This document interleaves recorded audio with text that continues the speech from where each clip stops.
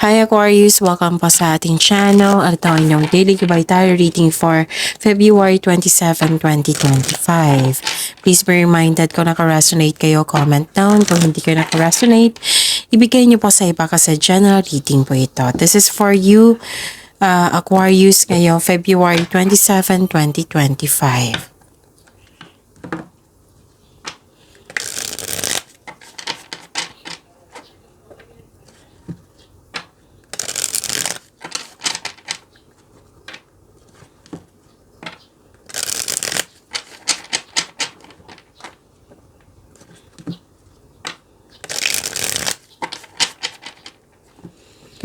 Para po ito sa inyo Aquarius ngayong February 27, 2025. Maraming salamat po sa inyong patuloy na suporta at maraming salamat din po sa mga hindi nag-skip ng ads. Gamitin ang reading na ito bilang gabay lamang sa mga hindi pa nag-subscribe. Subscribe na po kayo at click bell notification para malaman nyo na may bago tayong video. Para sa mga gusto magpa-reading po, may lumabas dyan sa screen nyo ngayon. Panoorin nyo po at sundin ang instruction. Spirits Guide, mga ganap po para kay Aquarius ngayong February 27, 2025. I need 3 cards po.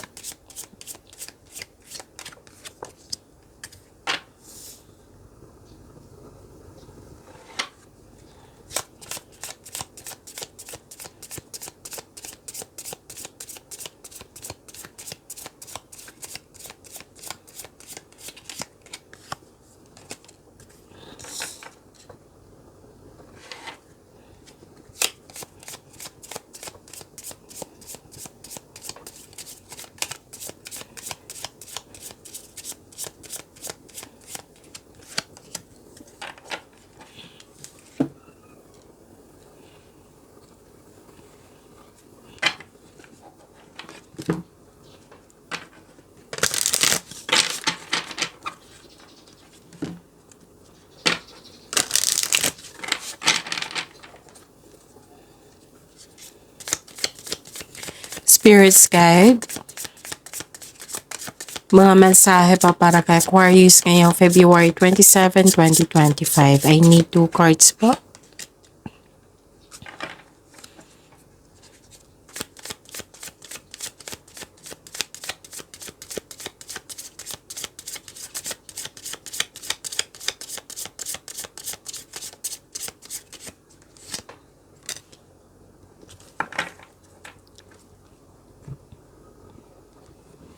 Okay, Aquarius, ngayong February 27, 2025.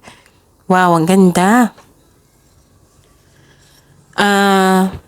Positive outcome and success. Kaya kayo nagkaroon ng joy and happiness kasi may success at positive outcome. So, claim niyo po ito, Aquarius. Ang ganda. Nakikita ko rin dito na nagkaroon po ng new beginning. Oo, may concern kasi isang immature na tao. Pwedeng humihingi ng attention sa iyo. Pwedeng inner child mo ito or literal na bata. May bagong simula. Pwedeng bagong simula sa isang relasyon, sa connection sa isang tao, sa ginagawa mo, sa proyekto. Oh. Basta may ginagawa kayo ngayon na bagong simula, kakasimula. Iwasan nyo lang po daw mag-overthink. Stop overthinking. Kasi nakaka-drain niya ng energy. Nakaka-drain niya ng energy at hindi ka makagawa ng solusyon niyan. Nakakulong ka sa inyong isipan na may doubt, hesitation, naguguluhan ka. So you should stop overthinking, overanalyzing ba yan? So gamitin niyo po yung time for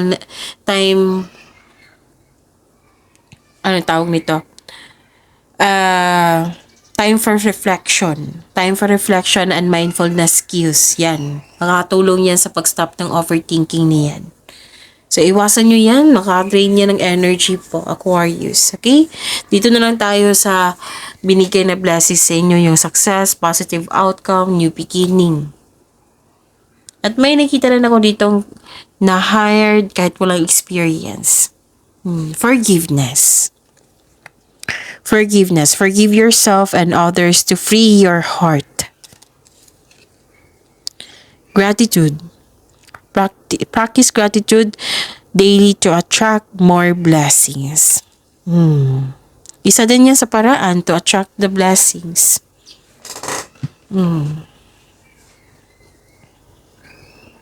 Okay? So, yun. Practice gratitude and forgiveness yung mensahe. Spirits Guide, ano po yung energy ni Aquarius ngayong February 27, 2025?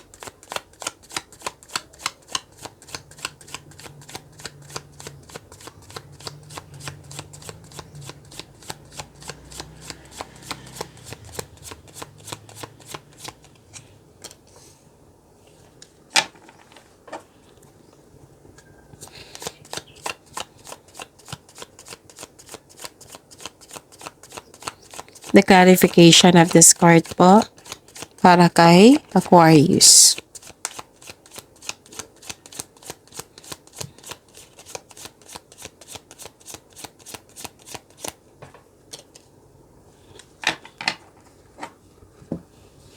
Kung may narinig kayo or may nakita kayong repeating message, meaning to say, pinupush ng cards nyo yan kasi ang ilan sa inyo hindi pa binigyan ng atensyon. Na kung maaari din po, bigyan nyo po ng solusyon at aksyon. Remember Aquarius, at the end of the day, alam mo na ikaw lang taong may kakayahan at responsable na gumawa ng sarili mong katotohanan at kinabukasan. So ano yung energy ni Aquarius? Nakita ko dito na nagkaroon po ng love messages, playfulness, emotional intelligence, sweetness, gentleness. Oh, may time for reflection dito ha. May nakita kong time for reflection dito. Malakas din yung inyong intuition. And may self-exploration, you're showing your kindness to everyone. So may matatanggap kang mensahe. May matatanggap kang mensahe ngayon galing sa isang unexpected sources. Pwedeng itong galing sa isang tao na mas bata pa sa'yo or ito ang iyong inner child. Pwede din ito ang inyong intuition kasi malakas ang inyong intuition. May gustong Aquarius, may gustong mag-reach out sa'yo. Gusto niyang humingi ng sorry. Andito na naman siya, Aquarius. Diba? Kung araw-araw kayo nagsubaybay sa reading natin, may maghihingi ng sorry sa inyo. Sino ba to, Aquarius? Oo. Kasi guilty na siya eh. Pero wala siyang lakas ng loob para maghingi siya ng sorry sa iyo, or hindi niya alam siguro kung paano kasuyuin or kontakin. Pwede. Oo. So, natawa ako kasi napastop ako. Dito na naman siya. May gusto humingi ng sorry sa iyo, Aquarius. Yun. Pero si Aquarius is forgiver ito eh. Basta marunong lang maging sincere lang sa paghingi ng apologies, right? Magfo-forgive kayo. Kaya may sabi dito, forgiveness. Forgive yourself and others to free your heart. So may good news na darating. Makaka-receive din kayo ng good news. So claim niyo po ito, Aquarius.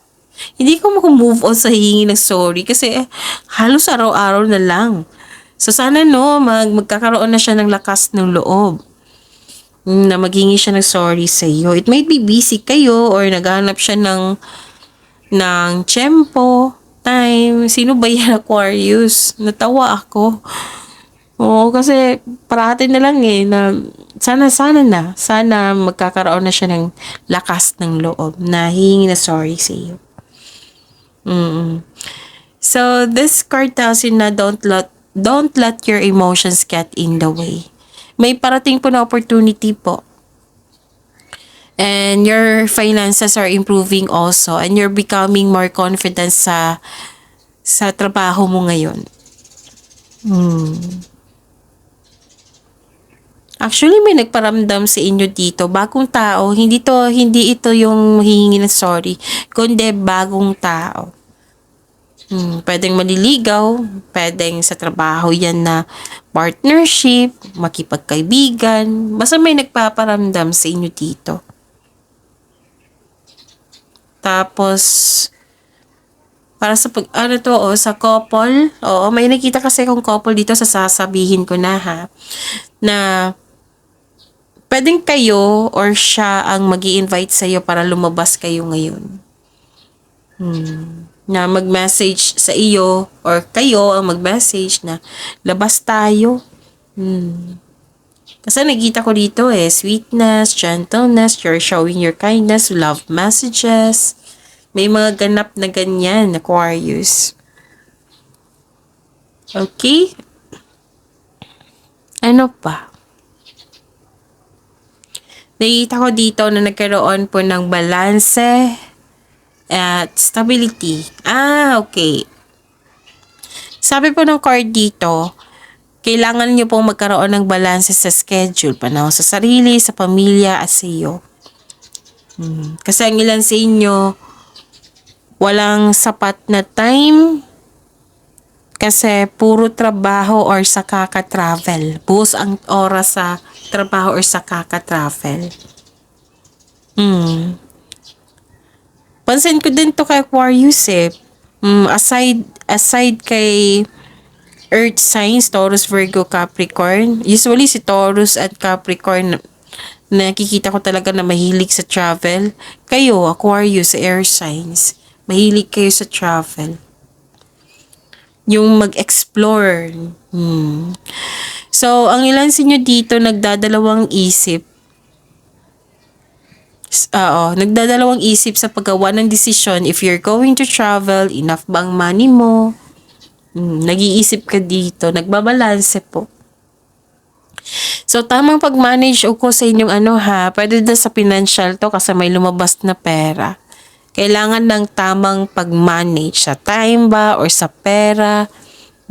Yan yung sabi po ng card dito. Pero magagawa mo ito. Kitang-kita ko dito magagawa mo ito. Okay? Spirit's Guide, Career and Money po ni Aquarius ngayong February 27, 2025.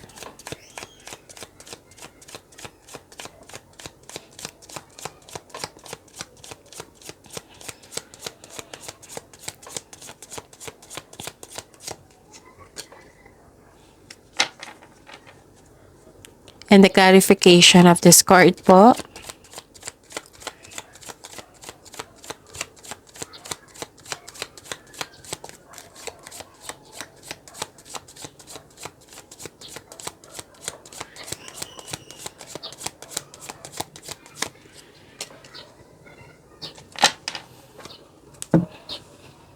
Okay. Sa inyong career and money, inom muna akong tubig ha.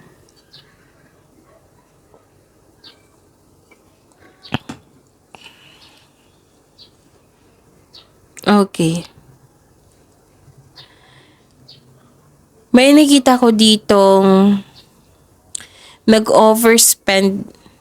Sa kahapon pa to Kung hindi ako nagkakamali, Aquarius, nag-overspend sa pera, nag-overspend sa trabaho. So, this is a repeating message. So, pay attention. Okay? Sabi ko naman sa inyo kanina na kung may repeating message, kahit kahapon pa yan, the other day pa yan, so pay attention na kung maaari bigyan nyo ng solusyon or action.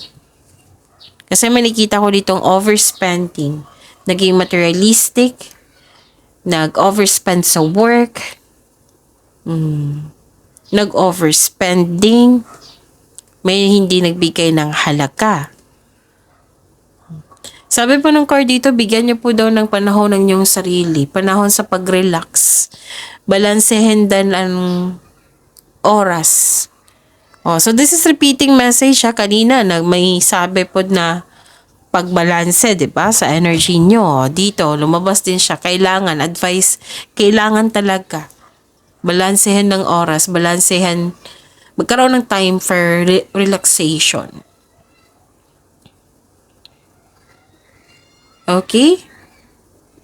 So, taking a break, kung ikaw ay nagtatrabaho, taking a break, take a break para sa pagbalik mo, recharge ka na.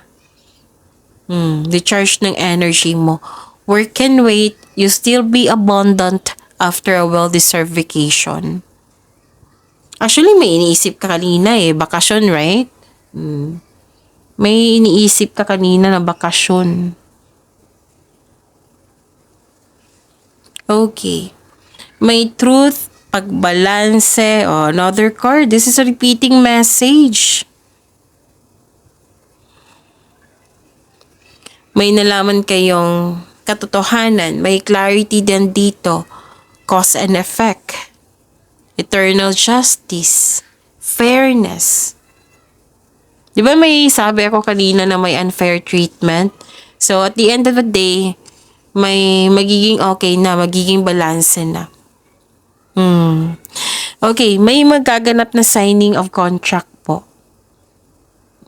May magaganap din na challenges sa work. Pero wag kayong mag-alala, Aquarius, kasi positibo naman ang nakikita ko dito. Positive outcome, lumabas siya dito sa oracle cards niyo kanina, yung success and positive outcome na ang siyang dahilan naging happy kayo. Lumabas din siya dito sa career and money niyo. Kung may job interview kayo ngayon or negotiation, maaaring maging successful ito. So, sa financial man, mabalanse mo ng kaperahan at mai-improve pa ito. So, may hustisya na parating sa iyo. So, this card asks you to use your logic and remain objective dahil ito ay nakatulong na ma-uncover mo ang katotohanan sa isang sitwasyon. So, may positive outcomes in legal matters. Yes, mananalo ka. Yung legal issues mo concerning sa property, mare-resolve na po. So, this card advises you to stay true to yourself and act with integrity. Okay? So, have faith na ang i-balance sa situation ngayon are now working out in your favor. Spirit Guide, Love Life, Self-Love, Partnership, and Romance ni Aquarius. Ngayong February 27, 2025.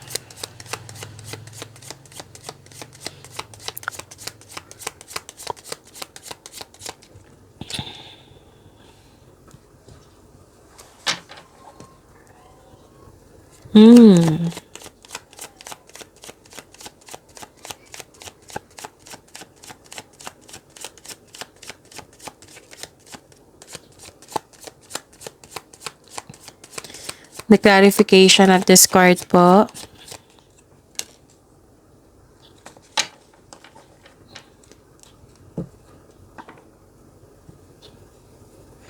Maraming salamat po sa patuloy na tiwala, suporta sa ating channel. At maraming salamat din po sa mga hindi nag-skip ng ads. Para sa mga single, hindi pa kayo handang pumasok sa relasyon. Kasi hindi maganda yung may trauma na iniwan yung past love mo. Hirap kang magtiwala sa ibang tao. Lagi itong lumalabas din sa inyo, Aquarius. So, this card tells you na mag-move on po kayo. Let go mo yung worries at patawarin mo na yung sarili mo. Para magkaroon ng peace of mind. Give up your worries po.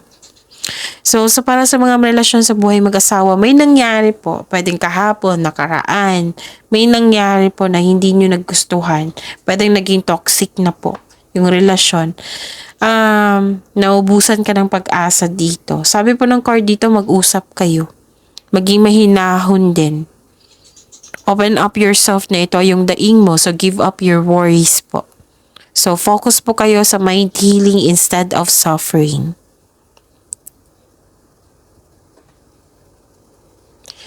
At may unfair treatment ako nakikita dito, Aquarius Nag-struggle ka, nag-look back ka sa nakaraan. So, ang advice po dito, try to look at what you need now in the present.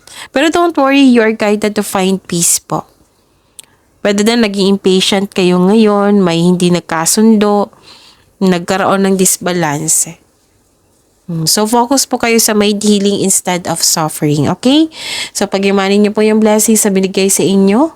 Aquarius, see you tomorrow. Please like, subscribe, and click po button for notification para updated po kayo sa daily tarot reading natin. Maraming salamat po.